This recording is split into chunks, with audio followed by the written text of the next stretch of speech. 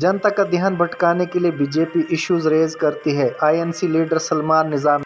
नवरात्र में मीट की दुकानों को बंद करने के आदेश के बाद लगातार इसको लेकर विरोध जताया जा रहा है। हालांकि मीट बंद करने का यानी मीट दुकानों को बंद करने के आदेश का इम्प्लीमेंटेशन नहीं किया गया है, लेकिन उससे पहले ही लगातार जो विरोध हो रहा है उस विरोध की कड़ी में आईएनसी के नेता सलमान निजामी ने भी ट्वीट किया है और मेरे साथ इस वक्त मौजूद भी हैं।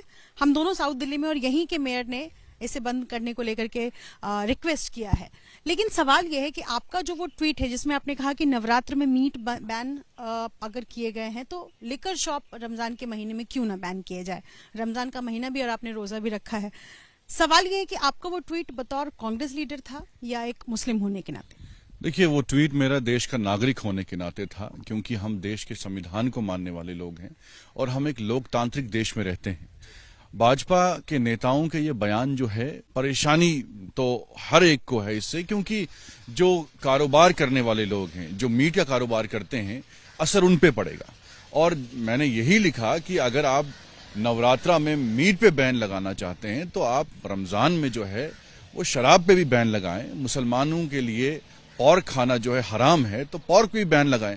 लेकिन हम नहीं चाहते कि बैन किसी पे लगे, क्योंकि देश का संविधान हमें इजाजत देता है कि आप किस रंग का कपड़ा पहनना चाहते हैं, आप क्या खाना चाहते हैं, क्या पीना चाहते हैं, उस पर कोई भी आपको रोक टोक नहीं हो सकती। जैसे बाहर के मुल्कों में आप जाइए, यूएई में जाइए जो एक मुसलमान मुल्क है, वहां पोर्क पे बैन नहीं है, शराब पे बैन नहीं है, हालांकि रमजान वहां भी चल रहा है। तो इसलिए ये जानबूझ के मुद्दे उठाए जाते हैं ताकि लोगों का ध्यान हटाया जाए, विकास पे बात ना की जाए, बेरोजगारी पे बात ना की जाए। चाइना अभी भी गलवान के अंदर है, पीछे हटने का नाम नहीं ले रहा है, उस पर बात ना की जाए। पाकिस्तान जो है हर रोज कोई ना कोई साजिश कर रहा है। कश्मीर में कल भी आतंकवादी हमला हुआ, 2 सैनिक हमारे शहीद हुए, तो उस पर बात ना हो। पेट्रोल डीजल की कीमतें क्यों बढ़ रही हैं, उस पर बात ना हो। तो बार बार जब भी चुनाव आता है तो हिंदू मुसलमान, चाहे लाउड स्पीकर को बैन करने की बात हो, चाहे मीट को बैन करने की बात हो, बीफ को बैन करने की बात हो, तो जानबूझ के मुसलमानों को टारगेट बनाया जाता है जब जब चुनाव आता है, और हम वो होने नहीं देंगे। असर जो है कारोबार पे होता है, जो मीट का कारोबार करते हैं उन पे असर, वो गरीब लोग होते हैं। और दूसरा, रमजान में भी मुझे कोई आपत्ति नहीं है, मैं कह रहा हूं कि रमजान में भी जो रेस्टोरेंट होते हैं उस पे पर्दा लगाया जाता है ताकि जो रोजा रखने वाला है उसको कोई दिक्कत ना हो। मैं तो ये कह रहा हूं कि आप भी पर्दा लगाएं, लेकिन बैन क्यों कर रहे हैं? वो तो आप उस गरीब की रोजी पे जो है उस पे असर पड़ेगा, उसकी रोजी पे असर पड़ेगा। इसलिए हम यही चाहते हैं कि बैन ना हो। जिसको है, हम भी अपने हिंदू भाई बहनों का सम्मान करते हैं, वो वहां खरीदने ना जाएं, उस पे पर्दा लगाया जाए। बैन करना गरीब पे जो है वो उसका असर पड़ेगा। इसलिए जो है साउथ दिल्ली क्यों, पूरे देश में बैन लगाइए। आप नॉर्थ ईस्ट में जाइए, वहां तो खुलेआम बीफ बिकता है। आप गोवा में जाइए, वहां तो खुलेआम बीफ बिकता है। तो ये सिलेक्टिव जगह क्यों चुनते हैं आप? और आपको इलेक्शन के टाइम पे ही क्यों ये मुद्दे सामने आते हैं, लाउड स्पीकर, हिजाब वगैरह, मुसलमान तबलीग, तो हर वक्त क्यों आप मुसलमानों के पीछे हाथ धो के पड़े? क्या वजह है जो इस इलाके में बैन कर दिया गया है? इससे पहले गाजियाबाद में कहा गया है, आपको क्या लगता है? देखिए, इसके एक्सपोर्टर सबसे ज्यादा जो है वो नॉन मुस्लिम ही है। अब बैन जो है एक्सपोर्टर्स पे नहीं है, बैन जो है दुकानदारों पे है, जो गरीब लोग हैं। एक्सपोर्टर्स कौन है? वो तो मुसलमान नहीं है। आप देखिए, लिस्ट निकालिए, बीफ के देश में सबसे बड़े एक्सपोर्टर कौन है? वो तो नॉन मुस्लिम्स है।